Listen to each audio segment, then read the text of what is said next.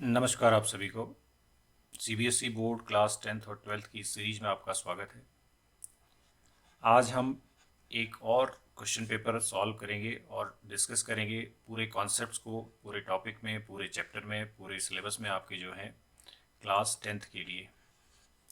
तो हम basic mathematics का एक पेपर ले रहे हैं और ये सीबीएसई बोर्ड एग्ज़ाम का ही क्वेश्चन पेपर है। तो ये आपको देखना है किस तरह के क्वेश्चंस पूछे जाते हैं और कैसे हम उनको सॉल्व करते हैं। तो हम क्वेश्चंस ही नहीं सॉल्व करेंगे, हम हर टॉपिक, हर चैप्टर के कॉन्सेप्ट भी जहाँ जहाँ इन्वॉल्व हो रहे होंगे उनको भी डिस्कस करेंगे। तो एक तरह से आपके पूरे सिलेबस को भी हम रिवाइज कर रहे होंगे। तो ये क्वेश्चन पेपर केवल बेसिक के स्टूडेंट्स के लिए ही इंपॉर्टेंट नहीं है, स्टैंडर्ड के जो मैथ्स के पेपर देते हैं उनके लिए भी इक्वली इंपॉर्टेंट है, क्योंकि जब हम डिस्कस करेंगे तो हम कॉन्सेप्ट्स को भी डिस्कस करेंगे। तो इसको हम शुरू करते हैं। तो इसको हम पार्ट्स भी कंप्लीट करेंगे, पूरा पेपर एक साथ नहीं करेंगे। तो अभी हम इसको देखते हैं। पहले तो ये क्वेश्चन पेपर है हमारे पास। तो इसमें हमें देखना है कि एमसीक्यूज से हम शुरू करेंगे। तो आपको ये डिटेल इन्फॉर्मेशन देख रहा हूँ, मैं दिखा रहा हूँ। देखिए, इस क्वेश्चन पेपर में अब आपके आज की डेट में जो सिलेबस है सीबीएसई का, उसके अकॉर्डिंग 38 क्वेश्चंस पूछे जाने हैं, 5 सेक्शंस में पूछे जाने हैं। 1 to 18 आपके एमसीक्यूज हैं। 19-20 ये बिल्कुल आपके अभी जो पेपर आएगा उसमें भी यही सब होगा। 19-20 assertion reason AR based question हैं, 1 मार्क के क्वेश्चन हो गए। तो 20 क्वेश्चन, फर्स्ट 20 क्वेश्चन आपके 1 मार्क के हो गए। इसके बाद 21 से लेकर 25 तक के शॉर्ट आंसर टाइप क्वेश्चन है जो 2 मार्क्स के होते हैं। 26 से 31 तक आपके 3 मार्क्स के क्वेश्चन हैं। 32 से 35 तक जो है आपके 4 क्वेश्चन 5 मार्क्स के हैं। और उसके बाद 36, 37, 38 3 क्वेश्चन जो है वो केस बेस्ड क्वेश्चन है। तो हमने अलग अलग टॉपिक वाइज भी क्वेश्चंस को डिस्कस किया है, फ्रीक्वेंटली आस्क्ड क्वेश्चंस को डिस्कस किया है हमारी वीडियोस में, और हमने केस बेस्ड क्वेश्चंस को भी अलग से डिस्कस किया है। उनकी वीडियोस अलग से आपके लिए हैं, वो आप देख सकते हैं। सैम्पल पेपर भी हमने सॉल्व किया है, सीबीएसई बोर्ड का इशू किया हुआ। बट अब आज हम देखते हैं कि क्वेश्चन पेपर में किस तरह के क्वेश्चंस पूछे गए हैं और उनको हम डिस्कस करते हैं। तो आप जब भी क्वेश्चन पेपर सॉल्व करना शुरू करें एग्जाम में, तो आपके लिए ये चीज़ें ध्यान में रखने वाली हैं। देखिए, ये पाई की वैल्यू आपको शुरू में दे देते हैं, तो आपको बाद में ज़्यादा इधर उधर नहीं देखना है या आंसर को छोड़ना नहीं है। पाई की वैल्यू दे रखी है तो उसको आपको ये यूज़ कर लेना है, ठीक है। ये या क्वेश्चन के साथ में आपको कोई वैल्यू दे दी है या फिर ये शुरू में दे दी जाती है। तो ये यहाँ पे शुरू में ही दे दी है आपको, तो जहाँ जहाँ आपको रिक्वायरमेंट है वहाँ आप पाई की वैल्यू डाल देते हैं। तो ये आपको ध्यान रखना है। तो ये इंस्ट्रक्शंस आपको पूरी प्रॉपरली पढ़ लेने हैं। इंटरनल चॉइसेस हमको क्वेश्चंस में मिलती हैं, तो आपको जो क्वेश्चन में ज़्यादा कॉन्फिडेंस है उसको आप अटैम्प्ट करेंगे। कोशिश करें कि पहले आपका जो सेक्शन डी है, यानी जहाँ पे 5 मार्क्स के क्वेश्चन हैं आपके, ये 4 क्वेश्चन आपके आते हैं। कौन कौन से क्वेश्चन हैं? 32, 33, 34 एंड 35, ये 4 क्वेश्चन हैं। तो ये ज़रूर आप सबसे पहले अटैम्प्ट कर लें, क्योंकि ये 5 4 जा 20 सीधे आपके 20 मार्क्स को कवर कर देते हैं एक साथ ही। फिर कोशिश करें कि आप 3 मार्क्स के कंप्लीट कर लें, क्योंकि 3 मार्क्स के जो क्वेश्चन हैं आपके पास में, वो यहाँ पर आप देखिए 26 से लेकर 31 तक है, ठीक है। तो ये आपके 6 क्वेश्चन हैं। तो ये आपके 18 मार्क्स, ये भी लगभग इतना ही वेटेज कवर करते हैं। 2 मार्क्स के क्वेश्चन आपके कम होते हैं, 5 ही होते हैं, 10 मार्क्स कवर करते हैं। और फिर आपके एमसीक्यूज हैं। एमसीक्यूज में आपको ज़्यादा टाइम वेस्ट नहीं करना होता है, ये ध्यान रखना है। तो एमसीक्यूज को आप इसलिए आखिर में करें तो ज़्यादा अच्छी बात है, क्योंकि वहाँ पे हर क्वेश्चन आपको 1 नंबर देता है, या सही या फिर गलत। वहाँ पे आपके कैलकुलेशन वगैरह दिखाने की आपको ज़रूरत होती नहीं है। आप उसको रफ में साइड में कैलकुलेट करें और अपना आंसर लिख दें। जो भी ऑप्शन है ऑप्शन लिख दें और उसका आंसर लिख दें। तो अब हम बढ़ते हैं सेक्शन की तरफ। देखिए, ये आपका एमसीक्यू का सेक्शन है। यहाँ पे आप जब एग्ज़ाम में क्वेश्चंस करेंगे तो आप बहुत सिंपल तरीके से करेंगे। मान लीजिए मैंने क्वेश्चन 1 लिखा और इसके बाद मैंने क्वेश्चन पढ़ा अपना, prime factorisation of natural number 288। तो अब मैं इसकी कैलकुलेशन यहाँ नहीं दिखाऊंगा, मैं इसको अलग से रफ में दिखाऊंगा, अपने आंसर शीट के मेन जगह पे नहीं दिखाऊंगा, साइड में दिखाऊंगा, फिर उसको बाद में काट सकते हैं। तो ये मैं इसको 288 के फैक्टर्स कर लेता हूँ, क्योंकि प्राइम फैक्टराइजेशन पूछ रहा है तो क्विकली आप फैक्टराइज करेंगे। 144 हो गया, 2 1 जा 2 4 जा 2 4 जा, फिर ये 2 7 जा 2 2 जा हो गया, फिर 2 से 36 हो गया, 2 से 18 हो गया, 2 से 9 हो गया, और 3 से 3 हो गया। तो 3 2 बार है तो 3 का स्क्वायर है, और 2 1 2 3 4 5, 2 की पावर 5 है, तो 2 की पावर 5 ढूंढिए कहाँ है, और 3 की पावर 2, तो ऑप्शन सी। तो आपको आंसर कैसे लिखना है, आपको एग्जाम में अपनी आंसर शीट में यहाँ पे एक तो सी ऑप्शन लिखना है और साथ में आपको ब्रैकेट में आंसर दे देना है जो कि है 2 की पावर 5 इंटू 3 की पावर 2। इस तरह से आप आंसर को एग्जाम में लिखेंगे। तो ये चीज़ करके दिखाने की जरूरत नहीं, ये आपका रफ वर्क है, करना तो पड़ेगा आपको, बट ये आपको एक्चुअली सॉल्यूशन में दिखाने की जरूरत नहीं है। सॉल्यूशन में आप सीधे नंबर्स डाल दीजिए, क्वेश्चन नंबर जितने भी आपके हैं 20 तक सीधे सीधे, और उनके ऑप्शंस लिख दीजिए, इनके भी ऑर्डर नहीं बदलने हैं, तो वो कन्फ्यूजन क्रिएट करते हैं। तो आप पहले 1 2 3 4 ऐसे क्वेश्चन नंबर सारे डाल दीजिए, कहाँ तक, 20 तक, और फिर आप इनके ऑप्शंस और आंसर्स लिखते जाएंगे और कैलकुलेशन आप साइड में रफ में करते जाएंगे। तो ये आपको तरीका भी बताया गया है किस तरह से आपको सॉल्व करना है। तो ये सेक्शन कोशिश करना है आप आखिर में सॉल्व करें। टाइम देख लें कि कम से कम आपके लिए 30 से 45 मिनट्स इस सेक्शन के लिए बचने चाहिए। 45 मिनट्स लगभग आपको ज़रूरत पड़ेगी, कम भी पड़ सकती है, बट 30 से लेकर के 45 मिनट्स की रिक्वायरमेंट आपको हो सकती है इस क्वेश्चन को सॉल्व करने में। तो अगर ठीक ठाक क्वेश्चन आए हैं, आसान है, तो आसानी से अगर आपको चीज़ें समझ में आती हैं तो आप 30 मिनट्स में भी कर लेंगे 20 क्वेश्चंस को, बट थोड़ा ज़्यादा टाइम भी लग सकता है। तो ये आपको इस तरह से अपना टाइम भी मैनेज करना है, क्योंकि यहाँ पे हर एक क्वेश्चन आपको एक ही नंबर देगा, तो एक क्वेश्चन में आप बहुत ज़्यादा टाइम वेस्ट कर नहीं सकते यहाँ पे। ओके, तो हम क्वेश्चंस भी डिस्कस कर रहे हैं साथ साथ। तो हमने फर्स्ट क्वेश्चन का आंसर आपसे बता दिया, तो आपका फर्स्ट क्वेश्चन का आंसर आपका सी ऑप्शन करेक्ट ऑप्शन है। सेकेंड क्वेश्चन देखिए, 2 cos theta is equal to 1 है, तो cos थीटा की वैल्यू क्या हो गई, 1/2 हो गई, 2 को यहाँ पहुँचा दिया। 1/2 cos कहाँ पर होता है, cos 60 पे 1/2 होता है, साइन 60 जो है वो √3/2 होता है, cos 60 1/2 होता है, तो थीटा जो है आपका 60 हो गया, बी ऑप्शन करेक्ट हो गया। ये बहुत सिंपल सा तरीका है आपको आंसर, ये टेबल अगर आपको, मैंने आपको मेरी वीडियोस में आपको किस तरह से आपको टेबल लिखनी है वो भी बताया हुआ है, आपने अगर नहीं देखा है तो उसको जरूर जाकर देखिए। सारे एंगल्स आपको, साइन में जो वैल्यू 60 पे मिलेगी आपको, यानी साइन 60 अगर √3/2 है, तो ये कॉस भी यही वैल्यू 30 पे मिलेगी। कैसे पता चलता है, ये 30 और 60, ये आपका 60 और 30 यानी 90, ये कॉम्प्लीमेंट्री एंगल है, सेम वैल्यू दे देंगे। साइन में जो वैल्यू आपको 30 पे मिलेगी जो कि 1/2 होती है, कॉस में वही वैल्यू आपको 60 पे मिलेगी। ये सब में इस तरह से रूल होता है, तो ये आपको ध्यान रखना है, कुछ चीज़ें आपको याद रखनी है। 45 दोनों इसलिए सेम होती हैं क्योंकि दोनों कॉम्प्लीमेंट्री एंगल है। 45 में साइन भी वही होता है 1/√2 और कॉस 45 भी वही होता है। तो ये आपको कुछ ऐसा कॉन्सेप्ट भी इसमें चीज़ों को याद रखना है, तो आप आसानी से आंसर कर सकते हैं इन क्वेश्चंस का। ओके, तीसरा क्वेश्चन देखिए, अ card is drawn at random from a well सफल डेक ऑफ 52 कार्ड्स। 52 कार्ड्स में से, तो ये कार्ड की भी पूरी मैंने आपको चीज़ें बताई हुई हैं, अगर आपने नहीं देखा तो ज़रूर देखें जा करके कि कितने कार्ड होते हैं, किस तरह से रेड और ब्लैक कार्ड्स, फिर किस तरह से सूट्स होते हैं, कौन से फेस कार्ड्स होते हैं, इसका डिटेल डिस्कशन किया हुआ है। तो probability of getting a red card, तो रेड कार्ड तो 26 होते हैं, ब्लैक कार्ड भी 26 होते हैं और रेड भी 26 होते हैं। तो 26/52 आपका आंसर हो गया, एक ही कार्ड आपने ड्रॉ किया है, 1/2 is the probability, D option is the correct option. Questions बहुत मुश्किल नहीं आते हैं, सिंपल सिंपल क्वेश्चंस आते हैं, बट आपने अगर चीज़ों को सीखा है, समझा है, तो आसानी से आप आंसर कर पाएंगे। डिस्क्रिमिनेंट डी, किसी भी क्वाड्रिक इक्वेशन जो कि ax² plus bx plus c is equal to 0 type होती है, उसका जो d होता है डिस्क्रिमिनेंट, वो b² माइनस 4ac होता है। तो यही आपको यहाँ पे इसको देखना है कि ये d की वैल्यू है क्या, ये पूछा है। तो b आपके पास -5 है, ये वाली चीज़ b है, ax² a2 है, b -5 है और c जो है -3 है, तो b² यानी -5 का स्क्वायर, -4 a यानी 2, c यानी -3। साइन का भी ध्यान रखना है, यहाँ पे -3 है c, क्योंकि आपकी इक्वेशन में सब कुछ प्लस में है, तो ये माइनस में है, तो यहाँ -5 का स्क्वायर हो गया 25, और ये दोनों माइनस मिलके फिर प्लस हो गए, तो प्लस 4 2 जा 8 3 जा 24, तो ये आपका 49 देखिए कहाँ पर है, B option is the correct option. तो ये आपको अगर चीज़ें पता है तो आप आसानी से ये बता सकते हैं, और ये बहुत जल्दी सेक्शन को कंप्लीट भी कर सकते हैं अगर आप चीज़ों को जानते हैं।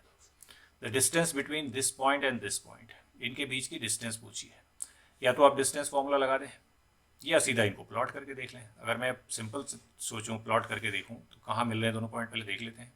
3,0 आपको कहीं यहाँ पे मिलेगा क्योंकि y 0 है, और 0, -3 कहाँ मिलेगा, देखिए 0, -3 कहीं यहाँ मिलेगा, 0, -3। मैं आपको दो तरीके बताता हूँ इस क्वेश्चन के आंसर देने के। ये डिस्टेंस आपसे पूछी है, यानी ये डिस्टेंस भी 3 है और ये डिस्टेंस भी 3 है। तो एक तो पाइथागोरस से हम बता सकते हैं इस आंसर को, इसका आंसर क्विकली, आपको तो कहीं सॉल्यूशन तो दिखाना है नहीं। तो पाइथागोरस से ये हाइपोटेन्यूस है, तो ये मान लीजिए थोड़ी देर x है, तो x is equal to square root of 3 square 9 plus 9 square root of 18। Answer is 3√3, 3√2। ये हो गया। अब दूसरा तरीका है, आप डिस्टेंस फॉर्मूला लगाएं। डिस्टेंस फॉर्मूला इन दो पॉइंट के बीच में डिस्टेंस क्या होती है, square root of x2 minus x1, तो 0 -3 का whole square plus y2 minus y1, तो -3 -0 का स्क्वायर, ये भी वही आएगा 9 + 9 √18, 3 3 जा 9 2 जा 18, तो 3√2। तो 3√2 इज द करेक्ट ऑप्शन। आप जैसे भी आंसर ढूंढ सकते हैं, क्विकली आपने आंसर ढूंढना है। तो मैंने आपको दोनों तरीके बताए हैं इस आंसर को ढूंढने के। नेक्स्ट क्वेश्चन देख लें, question number 6। The seventh term of AP, seventh term AP का पूछा है, हुज फर्स्ट टर्म ए दिया हुआ है 28। ये तो बहुत सिंपल है, डी आपको -4 दिया है, तो A7 AN is equal to होता है A + n-1 इंटू डी। ये nth टर्म का फॉर्मूला है। 7 निकालना है तो A + 6D होगा, क्योंकि 7 - 1। तो A आपके पास 28 है, माइनस प्लस 6 इंटू डी है -4, तो 28 - 24 that is 4। 4 is the correct answer. B option is the correct option. आगे बढ़ते हैं नेक्स्ट क्वेश्चन पे। 7th क्वेश्चन देखते हैं क्या कह रहा। 7th question, just minute. Okay, यहाँ आ जाते हैं। क्वेश्चन नंबर, हमें इंग्लिश वर्जन ही चाहिए। प्रीवियस में आइए, इसके पहले में आते हैं, प्रीवियस में आते हैं। ये आपका 7 है। 7 के बाद हमारे पास 10 तक इसमें है, तो इससे पहले होना चाहिए। यहाँ हमारे पास 6 नंबर है। ओके, देन ये हमारे पास 7 नंबर है, लेकिन ये हिंदी वर्जन आ गया है। ये आपका इंग्लिश हिंदी वर्जन है। यहाँ पे देखते हैं। चलिए, अब जो क्वेश्चन हमारे 2-3 छूटे हैं, इंग्लिश वर्जन नहीं अवेलेबल है, तो हम आगे बढ़ जाते हैं, उनको हम ही दोबारा से देखेंगे। ठीक है, 11th क्वेश्चन हम लोग देख लेते हैं। चलिए तब तक 11th क्वेश्चन देखें तो, a die is thrown once, find the probability of getting a number less than 7। A die, die में मतलब आपके पास नंबर है 1 2 3 4 5 एंड 6, इतने नंबर हैं। एक बार थ्रो किया आपने, लेस देन 7। अब लेस देन 7 तो सारे नंबर हो सकते हैं, तो लेस देन 7 तो 1 2 3 4 5 6, 6 आउटकम्स फेवरेबल हो गए, तो 6/6 1, तो ये तो डेफिनेट है। तो ये बी ऑप्शन हमारा करेक्ट ऑप्शन है। ठीक है, इसके बाद नेक्स्ट क्वेश्चन देखते हैं। The angle subtended by a vertical pole of height 100 metre at a point on the ground. अब एंगल सबटेंडेड कितना है ये आपसे पूछा है वर्टिकल पोल का, तो ये एंगल निकाल लेते हैं from the base measure of. तो यहाँ पे आप सिंपल tan थीटा लगाइए। tan थीटा क्या हो जाएगा, perpendicular upon base 100√3, that is 1/√3। 100 cut गया हमारा, 1/√3 10 में कहाँ पर होता है, ये 30 डिग्री पे होता है, इसलिए थीटा 30 डिग्री होगा। D option is the correct option. ठीक है, तो हमारे अभी पास हमारे जो क्वेश्चंस है वो जो छूट गए हैं उनको हम डिस्कस कर लेंगे जब नेक्स्ट वीडियो हम कर रहे होंगे, तो उस समय 6 तक हमने डिस्कस किए। तो 7 8 9 एंड 10 ये अभी यहाँ पे इंग्लिश वर्जन उनका दिख नहीं रहा है, तो हम उनको अभी डिस्कस करेंगे बाद में जब दूसरी वीडियो कर रहे होंगे। तो अभी हम बाद के क्वेश्चंस को डिस्कस कर ले रहे हैं। 13 क्वेश्चन देखिए। The volume of cone of radius r, height 3r। Volume of cone आपको फॉर्मूला पता होना चाहिए, 1/3 पाई r स्क्वायर h, ये फॉर्मूला है। अब 1/3 पाई तो पाई ही है, r आपका r ही है रेडियस, r स्क्वायर, h की जगह 3r लिख दीजिए। तो 3 लिखेंगे तो 3 कट जाएगा, बचेगा क्या, पाई r क्यूब रह जाएगा, जो कि आपका ये आंसर है। घबराना नहीं है कि भाई ऐसा क्यों आ रहा है, अपने आप आता है, क्योंकि h की वैल्यू 3r है तो ऐसा ही आएगा। तो D option is the correct option.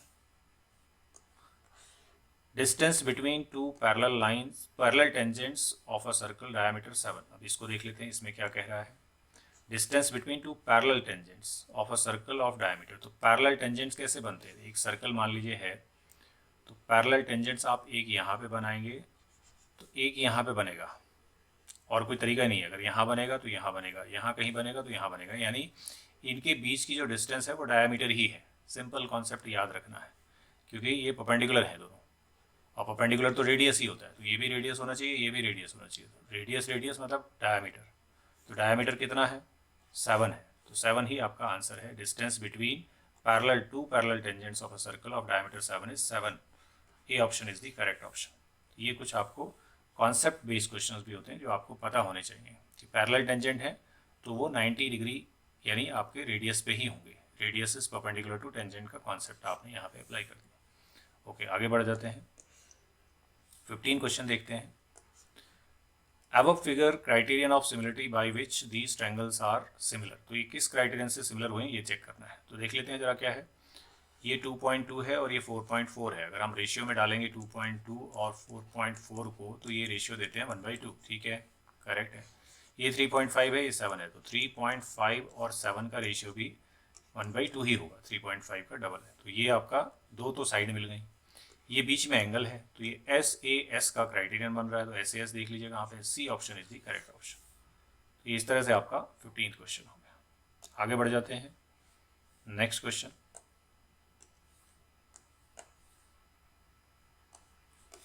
16 question क्या कह रहा है देखते हैं। 16 क्वेश्चन देखें। The larger of to supplementary angles exceed the smaller by 18। अब सप्लीमेंट्री एंगल्स क्या है? जिनका सम जो है 180 है, तो ये तो पहले पता होना चाहिए। सप्लीमेंट्री एंगल का सम जो है वो 180 है। तो एक लार्जर है, मान लीजिए एक x है और एक y है। x को ही हम लार्जर मान लेते हैं। तो larger of to supplementary angles, जो बड़ा है टू सप्लीमेंट्री एंगल्स में से, वो स्मॉलर से 18 ज़्यादा है। तो x is equal to y plus 18 है, ऐसा हमें मालूम है। तो यहाँ पे हमें ये मालूम है कि x प्लस वाई तो 180 ही होगा हमेशा। तो x की जगह हम y प्लस 18 लिख देते हैं यहाँ पे, प्लस वाई। x की जगह हमने y प्लस 18 लिख दिया, तो इज इक्वल टू 180। तो यहाँ पे 2y इज इक्वल टू हो जाएगा 180 माइनस 18। तो ये सब्ट्रैक्ट कर लेंगे, 0 से 8 हो गया हमारा 2, 10 से 8 2, और यहाँ पे आपका 7 बचा, 7 6 162, 2y हो गया। तो y आ जाएगा 162 डिवाइड बाई 2, दैट इज 81। तो यानी स्मॉलर एंगल 81 है। तो आपसे पूछा गया लार्जर, लार्जर जो है 81, x जो है वो y जो हमारा 81 आया, प्लस 18 ऐड कर देते हैं, तो 8199, 99 is the correct option. B option आपको निकलना है।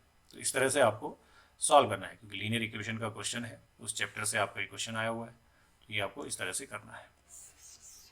आगे बढ़ते हैं। Next question, in the given figure perimeter of triangle ABC। Perimeter of triangle ABC क्या होगा ये पूछा है आपसे। तो आप पहले देखें, तो ये अगर यहाँ से यहाँ तक का टेंजेंट 6 है तो इधर से इधर भी 6 ही होगा। एक तो ये पता चल गया।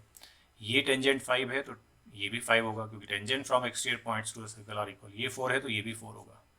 अब आप पेरीमीटर निकाल दीजिए। ये पूरी साइड 11 हो गई, 6 + 5, ये 6 + 4 10 हो गई, और ये 5 + 4 9 हो गई। 11 9 20 + 10 30, 30 is the correct option. A option is the correct option. इस तरह से आप आंसर कर सकते हैं।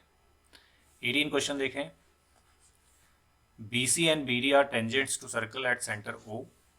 रेडियस है 9 दिया हुआ फिगर में। OB आपके पास 15।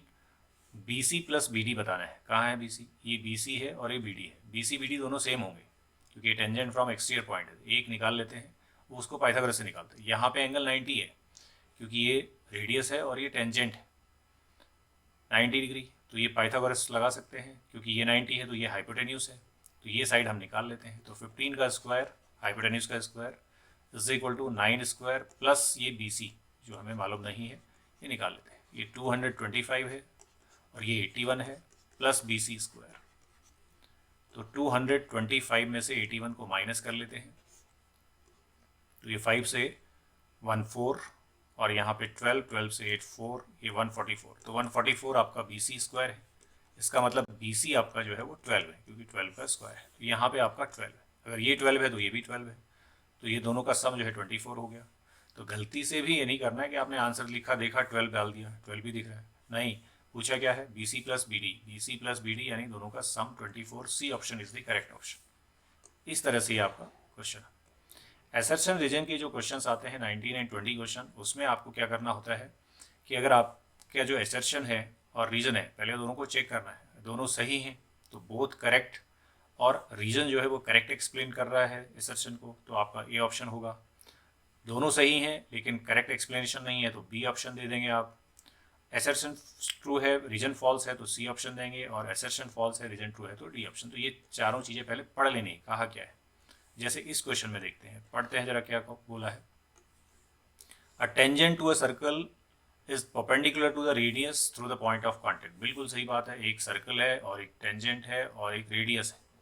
तो ये हमने थ्योरम पढ़ रखी है कि रेडियस जो है वो टेंजेंट के परपेंडिकुलर है at the point of contact, यहाँ पे 90 डिग्री का एंगल है। बिल्कुल सही बात है, ट्रू है। The length of tangents drawn from external point to a circle are equal. अब इसके बाद दूसरा जो रीजन दे रहा है आपको, इसके लिए रीजन दे रहा है कि ये यहाँ से जो टेंजेंट है ये इक्वल लेंथ के होते हैं। Length of tangents drawn from an exterior point to a circle are equal. ये तो बिल्कुल अलग बात है बात बिल्कुल सही।